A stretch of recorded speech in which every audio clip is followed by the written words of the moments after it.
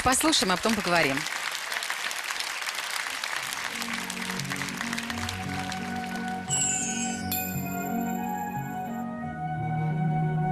Лилиана из обеспеченной семьи.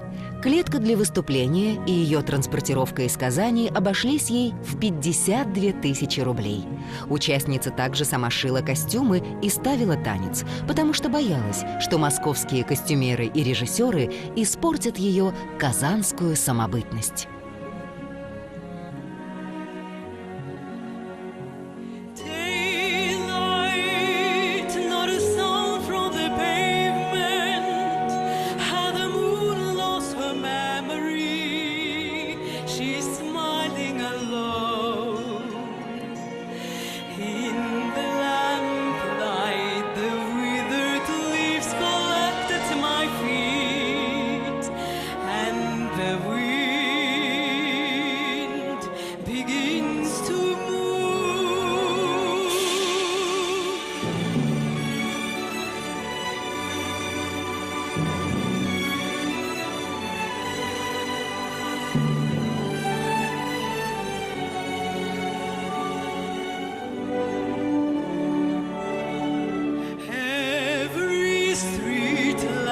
Seems to beat half